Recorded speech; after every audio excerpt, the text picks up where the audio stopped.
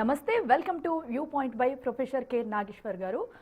Yes, ఈరోజు మనం చూడొచ్చు. ఎందుకంటే గత కొద్ది రోజుల నుంచి కూడా అటు ఇరాన్, ఇజ్రాయెల్, అమెరికా మధ్య కూడా యుద్ధం ఏ పరిస్థితిలో ఉందనేది కూడా చూస్తున్నాము. దీంతోనే ఖమేనీని కూడా మట్టుబట్టారు. అయితే ఈరోజు ఫస్ట్ టాపిక్ చూద్దాము.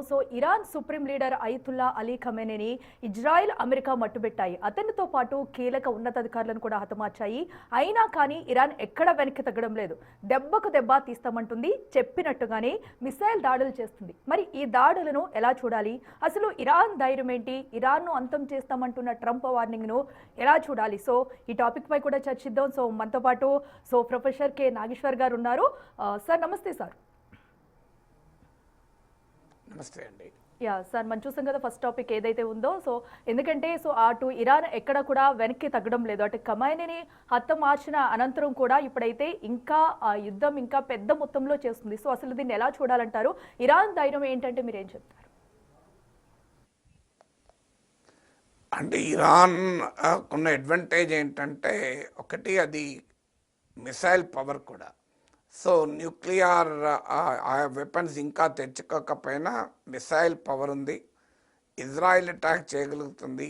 అమెరికన్ అలైస్ అంటే ఈ గల్ఫ్ ప్రాంతంలోని అమెరికా మిత్ర దేశాలను అటాక్ చేయగలుగుతుంది. ఈ వార్ను ప్రొలాంగ్ చేయగలుగుతుంది. వార్ను ప్రొలాంగ్ చేయడం ద్వారా అరబ్ దేశాల్లో సెంటిమెంట్ రగిలేటువంటి అవకాశం కూడా ఏర్పడుతుంది. గ్లోబల్ ఒపీనియన్ను కాస్త టిల్ట్ చేసుకోవడానికి వీలు కలుగుతుంది. అమెరికన్ సైడ్ కనుక క్యాజువాలిటీస్ని పెంచగలిగితే అమెరికాలో కూడా ఇది పబ్లిక్ ఒపీనియన్ జనరేట్ అయ్యే అవకాశం ఉంటుంది.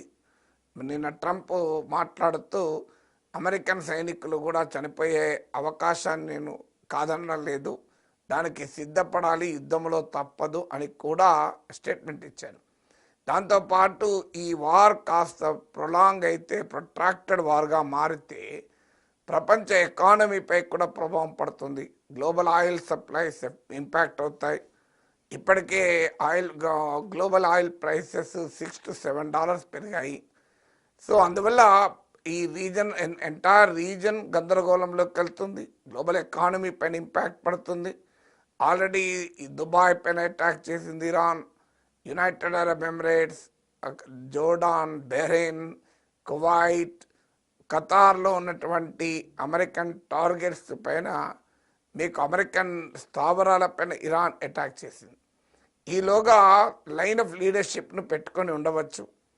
ఎందుకంటే ఇదేమీ అనుకోకుండా వచ్చిన వార్ కాదు, అకస్మాత్తుగా వచ్చిన వార్ కాదు. అనేక సంవత్సరాలుగా బిల్డప్ అవుతున్నటువంటి టెన్షన్. ముందు ఇరాన్ పైన భారీగా శాంక్షన్స్ విధించాడు ట్రంప్. ఒబామా ప్రభుత్వ హయాంలో కుదుర్చుకున్నటువంటి ఒప్పందం నుంచి బయటికి వచ్చాడు. ఈ న్యూక్లియర్ డీల్ నుంచి ఫస్ట్ టర్మ్లోనే బయటకు వచ్చాడు. మ్యాక్సిమలిస్ట్ ప్రెషర్ అనే విధానాన్ని అనుసరించాడు.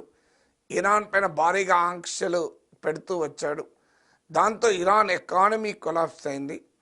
ఎప్పుడైతే ఇరాన్ ఎకానమీ కొలాప్స్ అయిందో ప్రజలు తిరగబడడం మొదలుపెట్టారు. ఆ ప్రజల్లో వ్యక్తమయ్యేటువంటి అశాంతిని తనకు అనుకూలంగా మార్చుకునే ప్రయత్నం చేశారు. రెజీమ్ చేంజ్కి పిలిపించారు.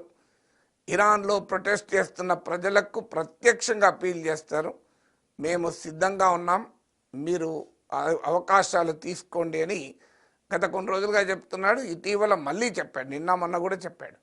అలా ఇరాన్లో ఉన్నటువంటి లీడర్షిప్లో ఒక అస్థిరత తేవటానికి, ఇరాన్ ప్రజలు అధికార ఇస్లామిక్ రెజీమ్ పైన తిరగబడటానికి ఒక ఎత్తుగడ వేశారు.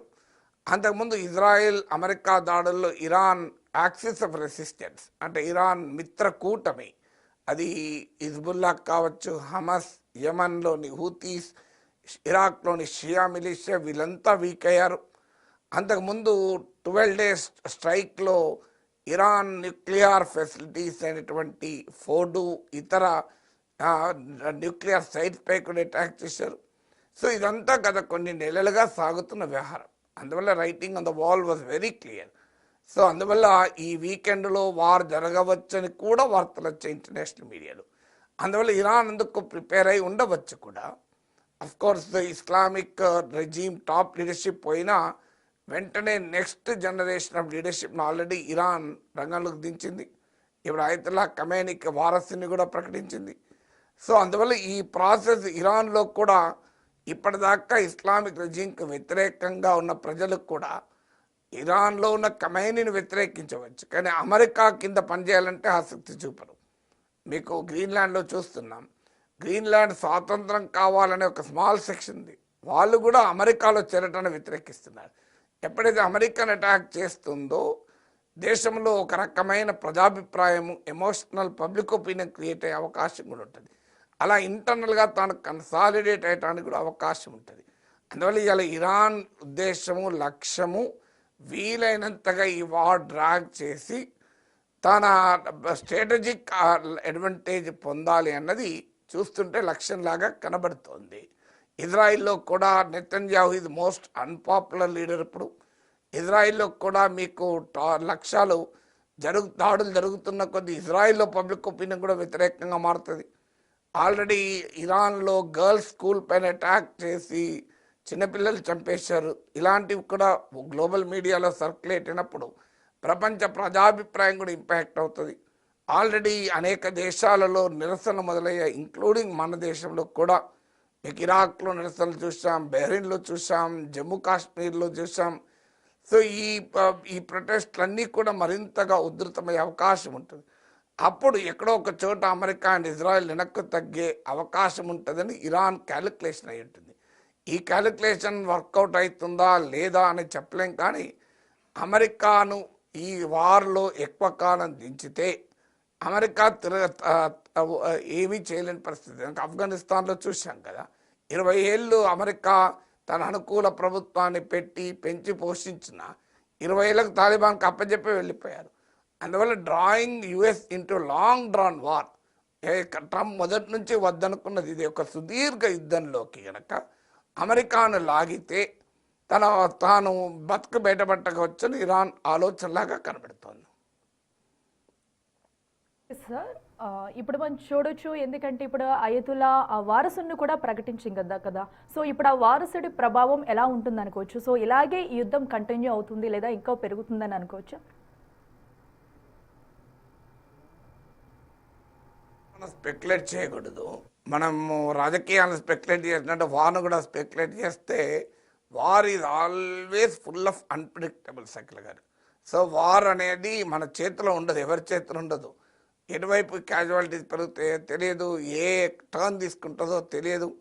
అందువల్ల it is extremely difficult to predict a war. మీకు హమాస్ ఇజ్రాయిల్ల మధ్య యుద్ధమే ఎన్ని రోజులు జరిగింది? ఇప్పటికైనా హమాస్ అంతమైందా? ఇప్పుడు గాజాలో హమాస్ పాలన పోయిందా? ఇప్పటికైనా స్టిల్ నడుస్తుంది కదా. హమాస్ దెబ్బతినొచ్చు, నాశనం కావచ్చు, కానీ స్టిల్ హమాస్ ఇస్ దేర్.